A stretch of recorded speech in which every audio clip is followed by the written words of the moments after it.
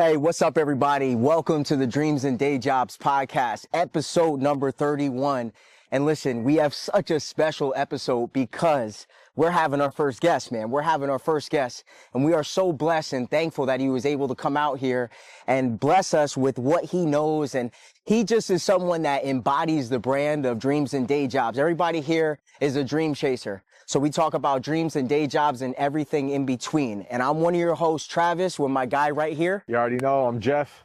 Yes, man, yes. And our guest today is no other than, who else will we have to set off for the first ever guest on the podcast than Paulie Guarino. He is the founder of PG Sports. Since 2011, my man has been chasing his dream. He helps athletes and influencers build their brand through marketing, and helps them with the plan. And he's really developed and worked with some heavy hitters in this game and in the sports realm. And we're so blessed and so happy to have him here. So, Paul, yo, welcome, man. I appreciate you guys having me on. First guest, that's dope. First guest, baby. First, we're gonna look back at this and be like, yo, you were the first guest, which is pretty cool. I actually I guess we'll just start it off. I wanted to ask you earlier how you guys I don't even know how you guys know each other. Oh my gosh, Paul. Paul, how long have we known each other for now? I don't know, probably it has to be 10 years, yeah. 10 years, probably, right? yeah. Dang. 10 years, man. And when we started this, we always knew that we were going to have guests. But when we thought of it and we were sitting down, I go, yo, Paulie is the best one because, yo, my man worked the 9 to 5 and decided, now 15 years ago? Is it 15 years? No. Well, it'll next year, but I'm saying I started it then, but I wasn't full-time yet. Yeah, not yet full-time, but we'll get into that because that's a big story about it. So, obviously we'll get right into this. And I thought the theme of this episode, I might be talking a little bit ahead. I thought it should be persistence because, Paul, I feel like you constantly have had that and have always had your back against the wall, but always just came out on the other end triumphant. I know you go through your trials and have your tribulations and stuff, but your story is remarkable. And I think it's great to share that with our guests here on the podcast. I feel like even for me, man, I feel like just like even for my knowledge and anybody watching, like, can you just give like a quick background of yourself, like where you grew up, like in like, kind of your story and just like what led you up to now or? Yeah, for sure. So I grew up in West Haven, Connecticut. And then from there I went to Guarino University. Okay. Because Michael Mazzano, he's one of the reasons why. That's how me and Travis met. So we met through. Yeah. So that's how me and Travis met. So that's why it's funny. Yeah. Then, 2011 started PG Sports when I was in between freshman and sophomore year. It was the summer, and I was just like bored one summer night. I always used to stay up, and I was just like, I always used to think about like the Mark Zuckerberg story, how he dropped out. Like I always wanted to drop out of college. Okay. Like, cause then I was always trying to think of ideas and like different things and stuff. Like, and even like in college, like freshman year, you see all the people like walking down in their towels and stuff. And I'm like, why is everyone like, and they're tied up? I'm like, yo, why don't we come out with like some towel pants? That night I Googled towel pants. They're already created. So from a young age, you kind of had that mindset where like you wanted to kind of do your own thing. Like, yeah, I don't know where that came from, but I remember always like, I think, or one other earlier story was, you go to a GameStop and you want to trade in your video games and you're getting peanuts. And I was like, yeah, there has to be an alternate way. And then that's when I discovered eBay, and I started using eBay to sell my old stuff. Like I just sell all my old stuff, and I used to have tag sales too.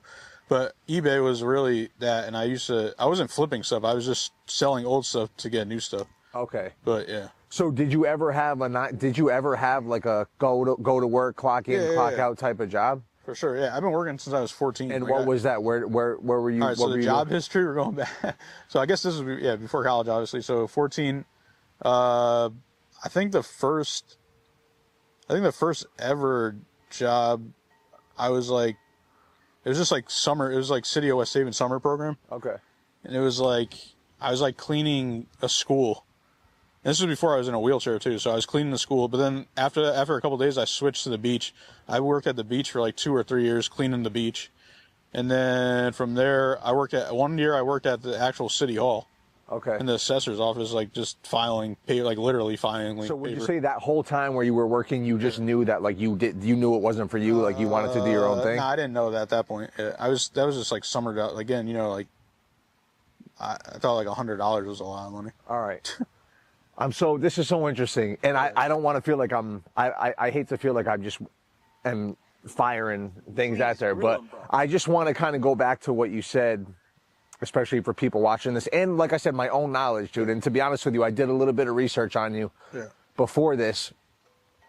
So, you know, if you wouldn't mind, I'd like to, because if I'm being real, I think based on what this podcast is about and what you're doing and what I've seen you do and the people you're around, the events you're at, you're around celebrities, the network that you have, somebody could look at you in your position and say, damn, like if there was anybody that had an excuse to maybe not have any motivation to kind of go for what they want, it would be you. And for me, at least, to see you doing the things that you're doing now. Yeah. Can you kind of go back to the point of like before you were in a wheelchair and like how that had an effect on you, and why you're in a wheelchair? Yeah, for sure. So let's see. So we were just touching those first jobs. So yeah, when I was like 16, I don't really remember what happened exactly, but I knew all right. So basically, I was diagnosed with spinal muscular atrophy when I was 10. SMA, they call it, right? Okay. So when I was 10, I was in the 5th grade. I went up to like a Boston clinic and they figured it out. Like no one knew here what I had. So then from there, like I kind of always knew. I don't know how I don't remember exactly how. We didn't really have the internet either. So like I knew I was eventually going to be in a wheelchair just because like the progression of the disease. It's like like your muscle, like it's like a missing protein gene that builds muscle. Okay. So I already knew it was going to happen. I just didn't know when. And then like when I was 16, yeah, that's when like stuff happened. I ordered a power chair like from my doctor and stuff, and I had it for like a year. I didn't use it. And then one day I just had to start using it. And then like in high school for junior and senior year. So junior year was like the first year using it. So it was like weird, obviously going from like everyone's like what happened and stuff. And then probably for that year, I was probably just like, I don't even remember that year because it was just like, I was probably like depressed and stuff. There's a lot going on. Yeah. Okay. And then from there, I think just, and I was only using it like part time. Like I didn't use it full time until I was like 18 when I went to college. Because then and I was still able to like stand by myself and stuff. But then I wasn't able to stand by myself probably like, I think probably like right after college or right before, like maybe my senior year. I can't remember, something like that. So yeah, like I knew like it progressively. It's like a slow progression, sort of.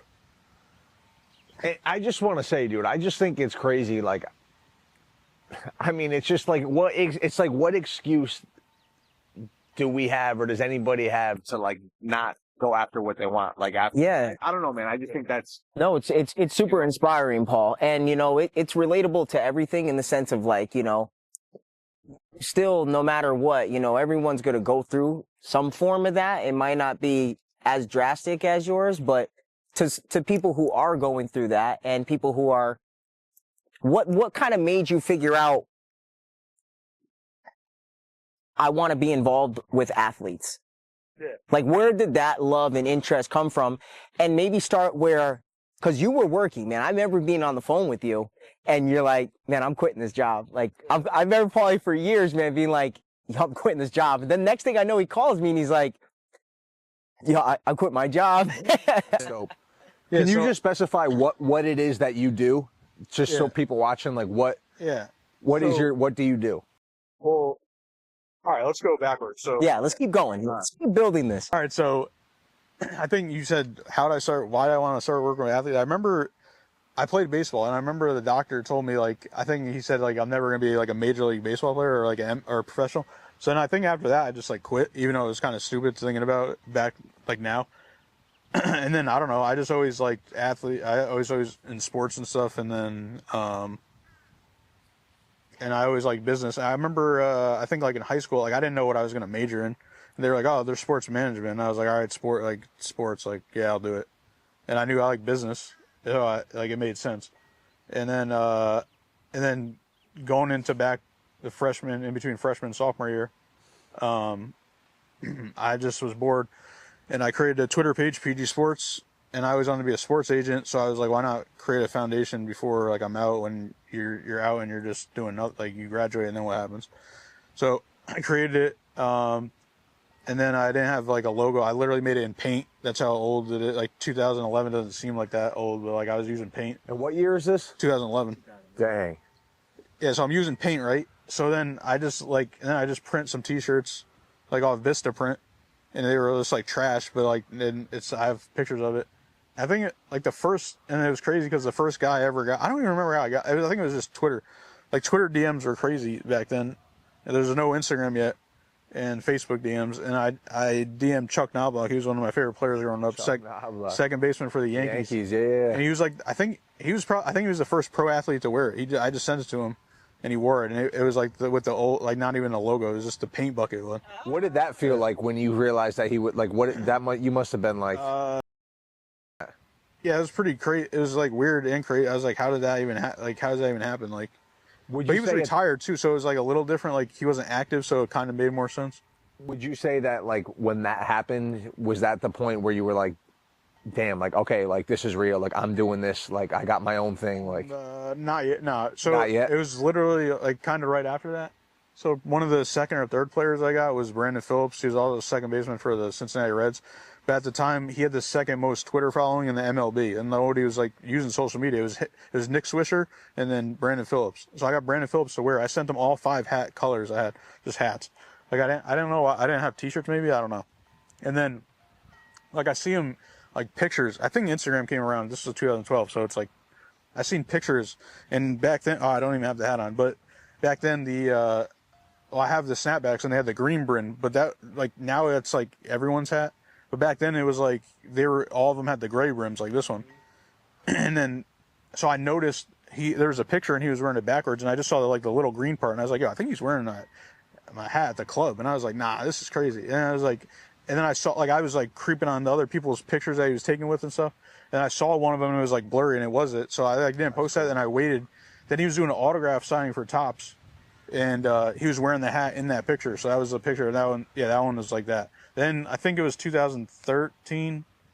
It was like I was home in the summer again, and they were playing the Mets, and I just found out like the day before because I was just like looking, and like I searched like the tickets, and there was like a wheelchair accessible seats, 2 seats in the front for like $110, and I was like, no way, in the front for $110? I was like, all right, I'm doing this. So me and my boy went. I told him, yo, we got to go early, like super early. Like we got there was nobody in the parking lot, like literally. Yeah. And then we got in there, they're taking batting practice and stuff. And then Brandon Phillips like comes out, and then he's like talking, I think it was like his agent or something.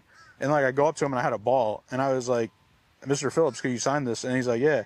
And he's like signing, and he's looking at my hat. He's like, yo, I got the same one. And I was like, yeah, no, I sent you that shit. And that's when he was like, oh, yo, blah, blah, blah. And then after that, that's when I stopped, like I couldn't be a fan no more. Like that's when I realized like it was a business. Oh, okay. So important moment. So I want to rewind it a little bit, because when I'm hearing that, first I'm hearing when you first made the first T-shirt, that was the vision. Putting it on the T-shirt was you taking it out of your mind and making a physical representation of what you are about to embody. I think that's super important, because that step a lot of people I feel like don't even get to. They say, I don't even know what I want to do, right? So you already knew what you wanted to do, but then you took the step of actually embodying it and putting it on a T-shirt. And the next thing was the actions on selling it. So when it comes to that part specifically, like obviously I know you like sports, so that love for something was already there, but how did you get that vision and that, I don't even know what to say. It's more like an a drive to go put the steps for, like what made you do that? Well, I think like growing up, all of us saw like athletes like wearing stuff, and then people would want it. So that's why I thought about apparel, obviously, and just make it and then try to get it. And that's why it's crazy. Fast forward to now, like influencer marketing is the term now, and I was doing that before that was even a term. So that's like crazy to think about. And I don't know. I have no idea what made me. Besides that, like making the T-shirt, I don't know what. Then I just started reaching out to people. Like definitely the DMs weren't as professional as they are now. Like I was probably just be like, yo, you want a T-shirt?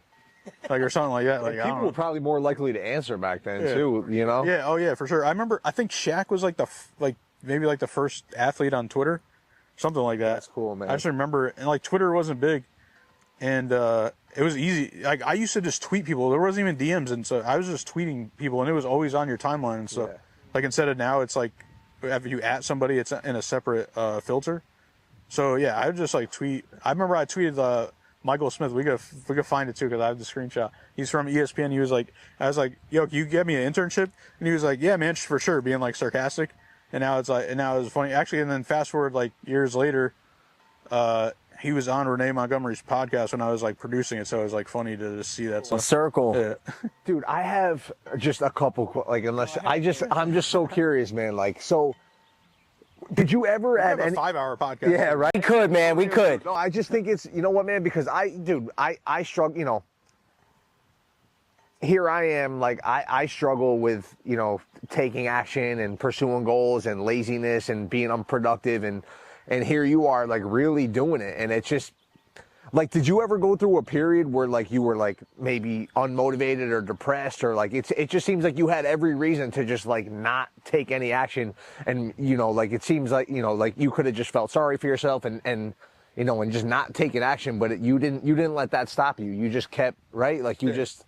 I think probably after graduating school, you know, you think you're going to get a job right away and stuff. And then I went to grad school because like I was just like, might as well do it because it's like a 1-year program. I was like, I'm never going back again.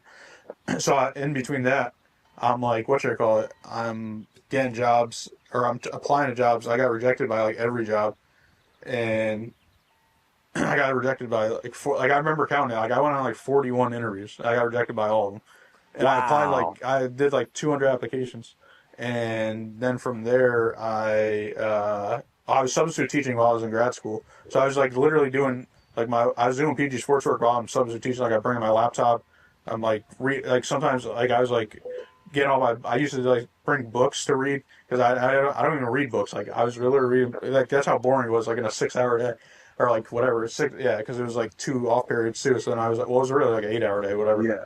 So then then I literally, the job I had in Hamden, it was like through a temp agency, and I was getting paid $15 an hour with a master's degree, and that's like regular, like, and I'm just like, and no salary, like, so then I'm just there. Then like I think like maybe a year later I got a raise. Then like 2 years went by, or like maybe another year went by and I didn't get a raise. I asked for a raise, got another raise, but it's still like I'm making like $19 an hour, no benefits, no nothing, like. And now I realize, like, I wasted, like, 3 years of my life doing that because, like, I just only got money out of that. Like, it wasn't livable money. It wasn't, like, It was just, like, check by check type money.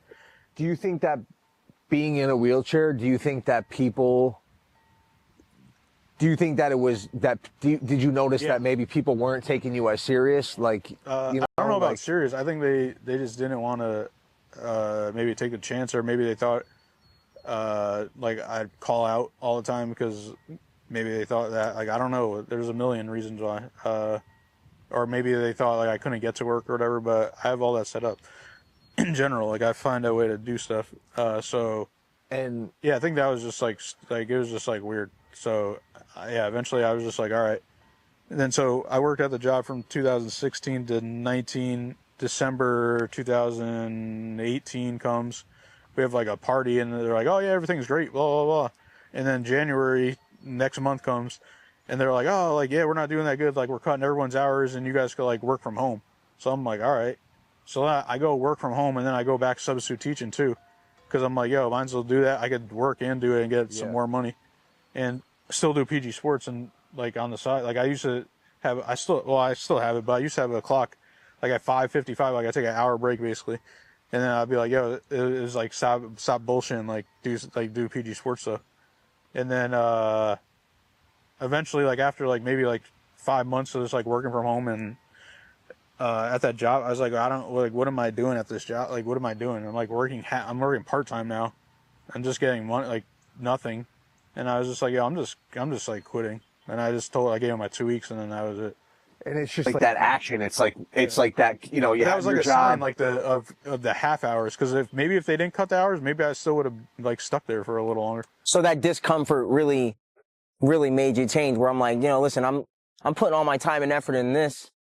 I used to call Travis on my breaks in the parking lot. I remember when they cut your hours, and And soon after that, it was full-time PG, which I thought was just so cool. And that's just one of the reasons why we wanted to have Paulie on, because that's like a big part of our message here is people have day jobs, but you also have dreams, and balancing the two can be super difficult.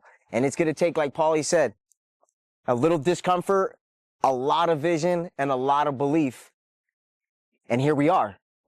I think those two things are just very critical. I mean, 2011 to now, so you put a lot of time in this, man. It's crazy. I wanted to ask you this too. Like, when you really started to do this, like, what was the reaction from like people around you, like friends, family? Did you get any pushback? Was anybody like, "What are you doing?" Like, you know, like, and if so, did you have to like fight through that? Like, how did you deal with that, if any?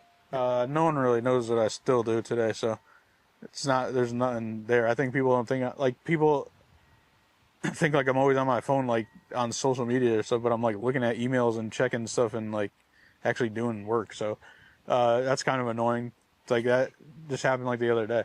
But yeah, I'm always on my computer so that's like, I mean, you didn't have anybody like, yeah. You know, like they say, like preying on your downfall, right? Or did you basically have like, were people pretty much they don't know what supportive I of do, you? so it's like They couldn't even pray on it. it's not real. Like they don't even think it's real.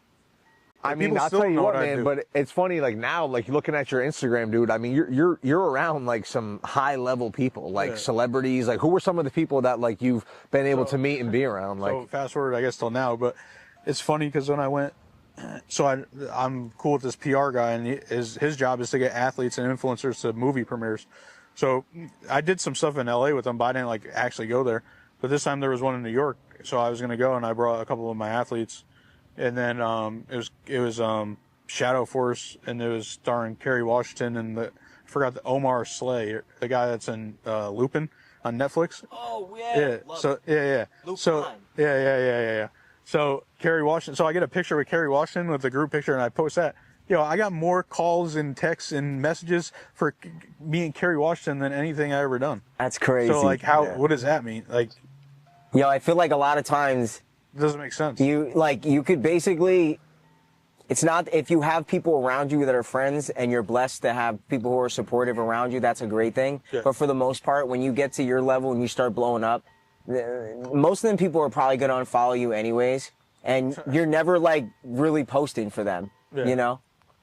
You're always posting for that like future audience, who's the future customer. And, because having people around you is definitely a blessing, someone that you can call and have support from, basically, like, unless you got that really strong belief for yourself.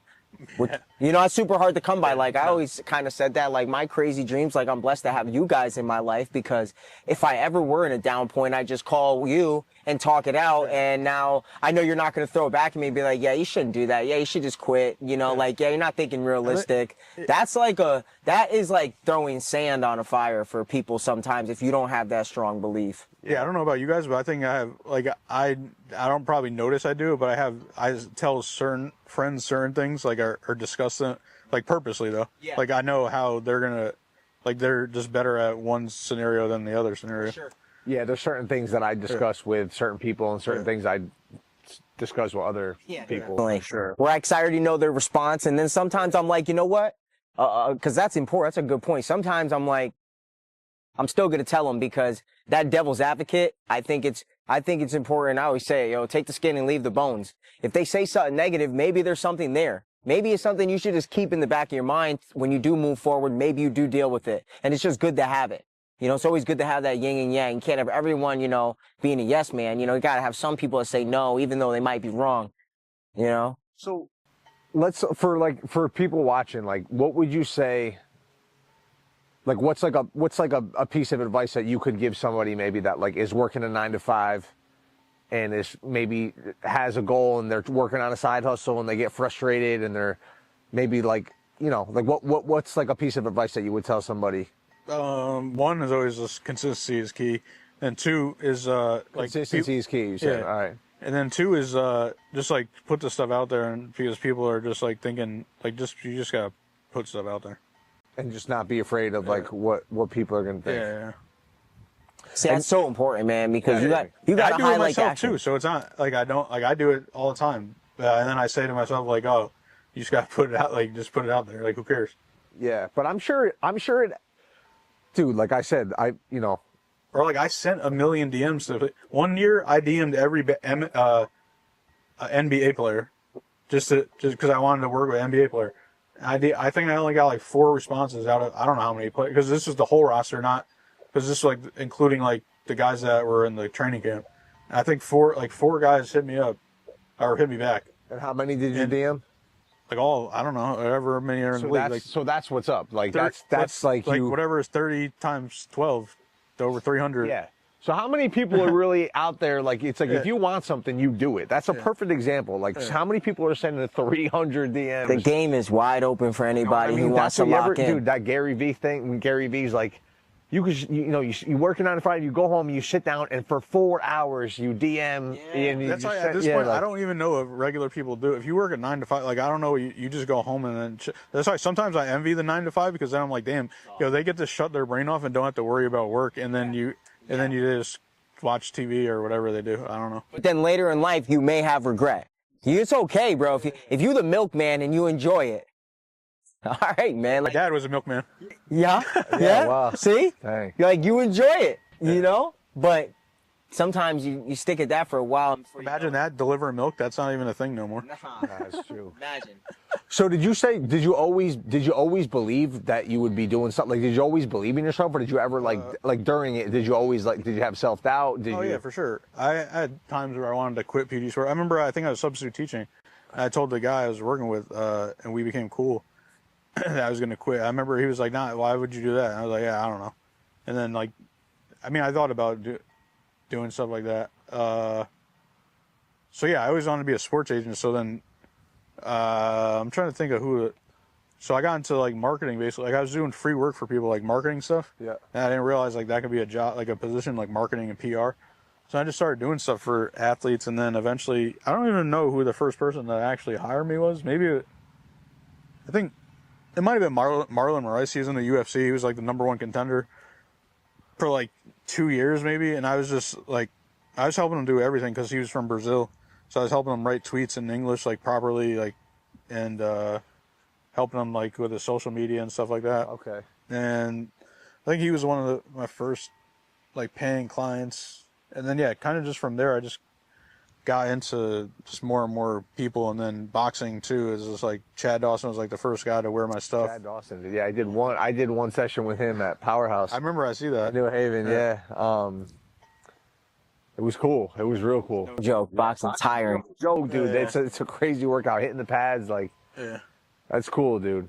Yeah. So from there, like I got him to wear it, and it was 2013 maybe. Yeah. I was still in college, and he was the champion. He was the world champion at that point. He was like, "Yeah, of course I'm going to wear it. You're from where I'm from." And I was like, "All right, cool." So he wore it, and then like we're still friends to this day. And like fast forward to now, like Mike Kimball, I've been working with him since he was 20. Now he's 28. He started out in MMA. I've been telling him he should do boxing since the first MMA. And then like he wasn't getting MMA fights, and I was like, "Yo, you should do boxing." Me and him went to Chad. Chad became his trainer. That was Chad's first win with Chad. Nice. So that was Chad's first experience as a trainer. Were a part of it. Yeah, so that was cool. And I managed Mike. So yeah, that's how. And then I got into like marketing. I meant managing boxers too over the years. And then so it's a lot of work. Yeah. It's a ton of work. Yeah. I mean, because I think sometimes when we talk about dreams and day jobs, and we talk about this dream, people like say, "I want freedom and financial freedom. I want to do what I love." Yeah, you could do what you love, but it's not gonna be no walk in the park. Yeah.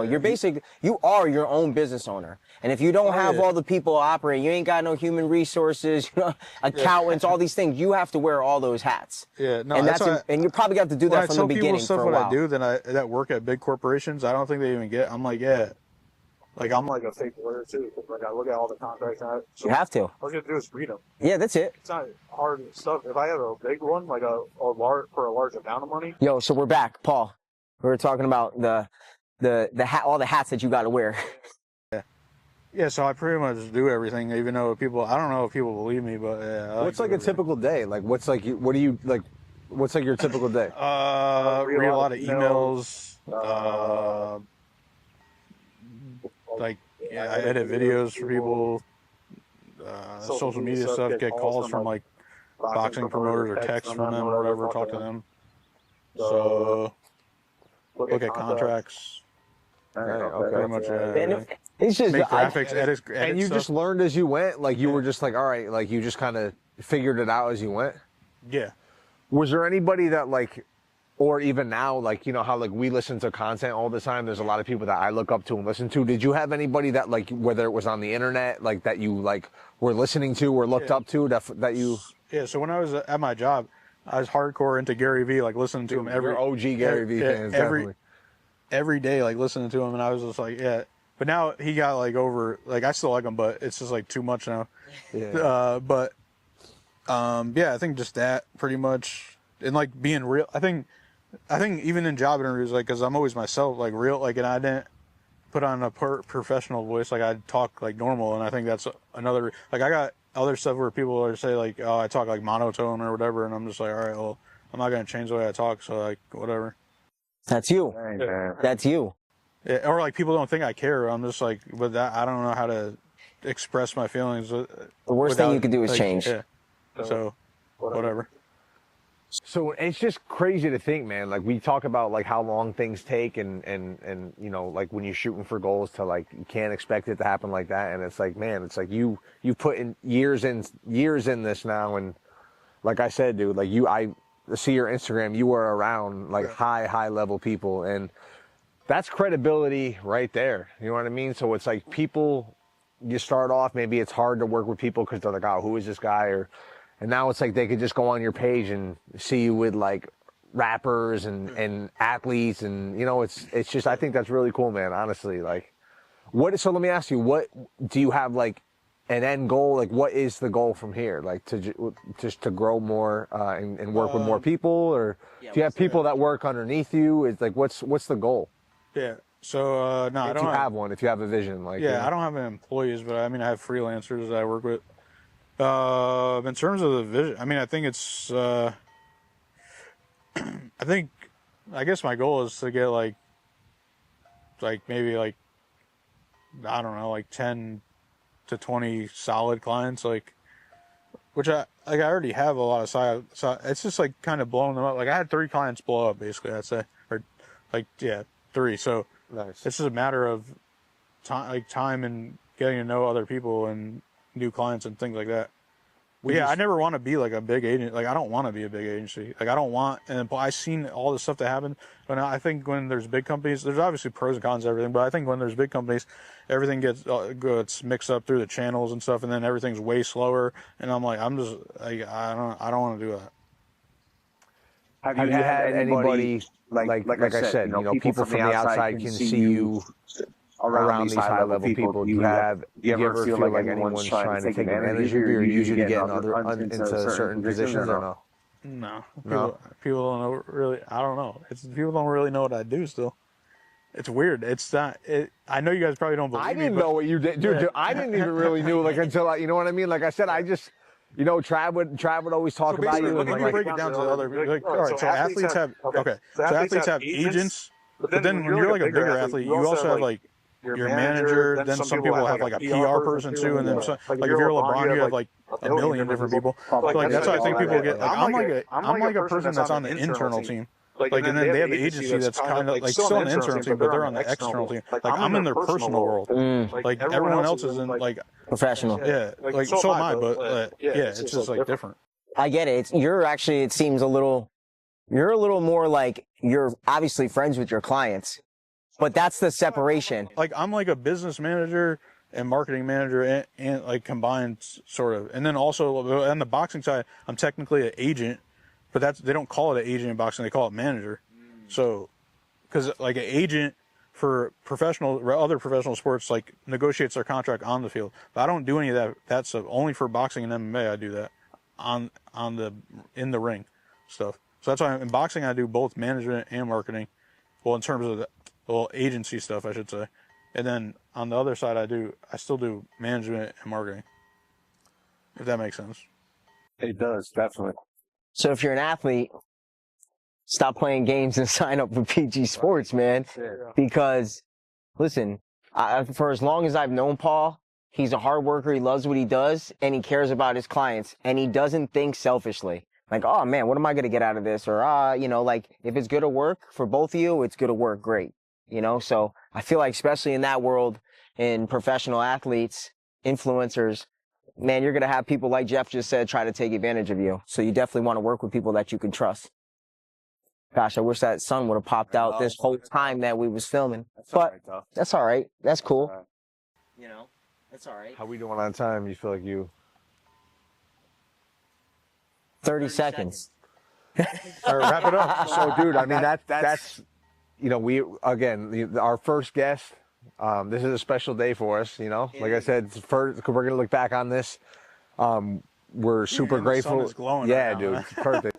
We're super grateful that you came and did this. And do you have like any, I don't know, anything else you want to say to whoever's watching this? Dreams and day jobs, people who are working 9 to 5s and looking to change that? Yeah. Well, appreciate you guys having me on. Obviously, as first guest, that's dope. I think, I don't know, just what I said before, like consistency is key, and like put your stuff out there, and like don't be afraid to take the no's. Like in baseball, you go 1 for 3, or you bat 300, you go 3 for 10, you're a Hall of Famer. So if you go 3 for 10, if you go 30 for 100 DMs, that's pretty good. But you're not going to do that. So anyways, but if you're still going to get, I'd say you're still going to get. If you DM 100 people, you're going to get some messages back. So you got to get comfortable with hearing no. Like you said, you went to 41 job interviews and got rejected. That's crazy, dude. Yeah. That's crazy, man. Who's going to really sit through that? That's the thing. When Paulie says consistency, it's not talking about just, it's no joke, bro. Like consistency is going to happen. You're going to have failures and stuff, but what are you going to do after? 41 job interviews? What at number 17 just had you go and say, because you just had a vision, man, and you weren't going to take no for an answer. And I think that's so critical to what you have to do in this life. 100%. For sure. Boom. Fire, man. Well, that's it. It wraps it up. The first guest. Not going to be the last time that you guys see Paul, so I know this was kind of short, but a lot of We're going them. to do part 2. We definitely have to do 100%. change up the location. Definitely. Yeah. Definitely. Man, dreams and day jobs, man. Yeah. Paul, Dreams and for day real, jobs. bro. Thank Yeah, you so thank you, much bro. for For coming real. on, man, and blessing our crowd with your story and everything that you've had to tell them. One more thing. Where can they find you? Yeah, you can find me. My personal is PCG7 and PG Sports is just at PG Sports. On Instagram. Yeah. Or all the platforms? All the platforms. All platforms, PG Sports across the board, man. You go find them. Awesome, man. Yeah, man. Cool. Amazing. That's it. Thank you, bro. Boom, wrap. Awesome. Peace.